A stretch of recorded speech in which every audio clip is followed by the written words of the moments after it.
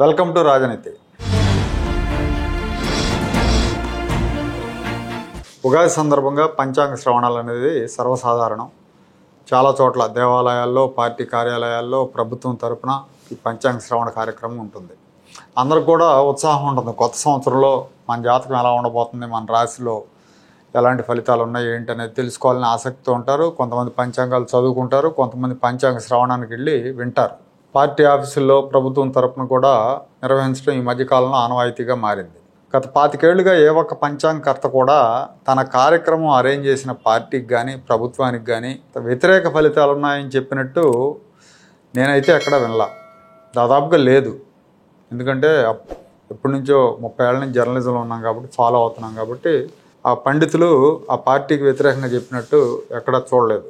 అంతా బాగుంది, మీకు బ్రహ్మాండంగా ఉంది, భవిష్యత్ అంతా మీదే అని చెప్తారు. ఈ సందర్భంగా నాకు ఒక విషయం గుర్తుకొస్తుంది. ఎన్టీఆర్ ట్రస్ట్ భవన్లో 2009 ఎన్నికలకు ముందు జరిగిన ఉగాది పంచాంగ శ్రవణంలో రాబోయే తెలుగుదేశం పార్టీని అధికారంలోకి అని చెప్పాడు అప్పుడు ఒక పంచాంగకర్త. అట్లాగే ఏ పార్టీ వేదిక మీద ఆ పార్టీ గళం వినిపిస్తూ ఉంటారు వీళ్ళు కూడా. ఆ పంచాంగానికి ఆ ప్రామాణికత లేకుండా చేశారు వీళ్ళు, భట్రాజులాగా మారిపోయి. నిన్న వైసీపీ కార్యాలయంలో జరిగిన పంచాంగ శ్రవణంలో అతను ఏం చెప్తాడండి, వైఎస్ జగన్కి చాలా బ్రహ్మాండంగా ఉన్నాయంట, మంచి రోజులు ఉన్నాయంట, ప్రజలు జగన్ని ఎందుకు ఓడించామో అని బాధపడుతున్నారంట, త్వరలోనే ఆయన అధికారంలోకి రాబోతున్నారంట.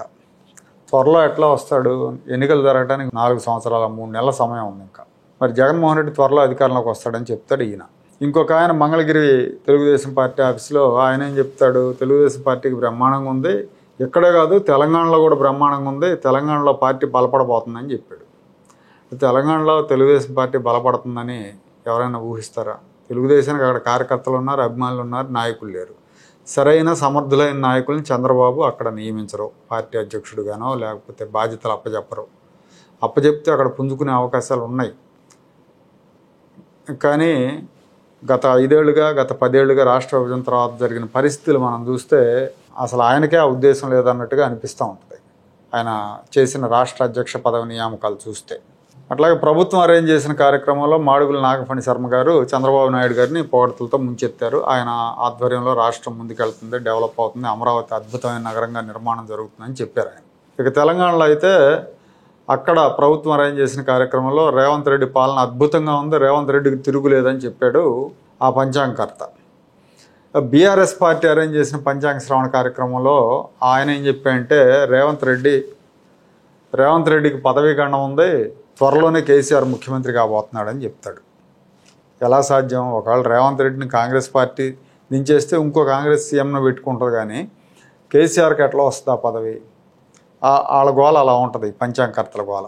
అయితే ఇక్కడ ఒక ఆసక్తికరమైన అంశం ఏంటంటే, జగన్మోహన్ రెడ్డి కార్యాలయంలో, ఆయన పార్టీ కార్యాలయంలో పంచాంగం చెప్పిన ఆయన జగన్మోహన్ రెడ్డి గారికి స్త్రీ మూలకంగా ఇబ్బందులు ఉంటాయి అని చెప్పాడు. కుటుంబంలో స్త్రీ వల్ల చికాకులు వస్తాయని చెప్పాడు. దీని మీద చాలా చర్చ జరుగుతుంది నిన్నటి నుంచి బయట సోషల్ మీడియాలో కూడా. ఎవరా స్త్రీ అని. ఆస్తుల వ్యవహారంలో అన్యాయానికి గురై జగన్మోహన్ రెడ్డితో విభేదించిన పిసిసి అధ్యక్షురాలు షర్మిల గారా, లేకపోతే ఈ గొడవలో కుమార్తె పక్షాన్ని నిలిచిన తల్లి విజయలక్ష్మి వల్ల ఇబ్బందులు ఎదురవుతాయా అన్న చర్చ ఒకటి నడుస్తూ ఉంది.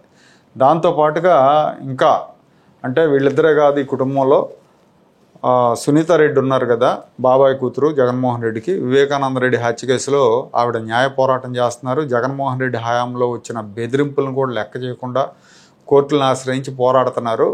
ఈమె న్యాయ పోరాటంలో గెలిస్తే కనుక అది జగన్మోహన్ రెడ్డికి ఇబ్బందికరం అవుతుంది. ఎందుకంటే అవినాష్ రెడ్డి ఈ కేసులో ఉన్నాడు. అప్పట్లో జగన్మోహన్ రెడ్డి అధికారంలో ఉండటం మూలంగా, బీజేపీ అండ ఉండటం మూలంగా అరెస్ట్ కాకుండా బయట ఉన్నాడు.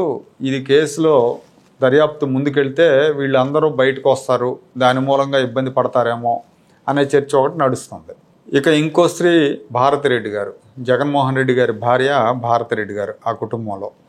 మరి ఆవిడ మూలకంగా ఎలాంటి ఇబ్బందులు వస్తాయో అవి మన అంచనాలకు అందవు, మనకు అంచనా వేయలేము. ఎందుకంటే అది వాళ్ళ కుటుంబం, వాళ్ళిద్దరు భార్యాభర్తలు, వాళ్ళ మధ్య ఎలాంటి ఇది ఉందో మనకు తెలియదు కాబట్టి దాని గురించి మనం చెప్పలేం. కాకపోతే భారత గారి పేరు కూడా చర్చలోకి వస్తుంది. ఎవరు ఈ 4 స్త్రీలలో ఎవరి వల్ల జగన్మోహన్ రెడ్డికి చికాకులు వస్తాయి, చిక్కులు వస్తాయి అన్న చర్చ అయితే నడుస్తూ ఉంది.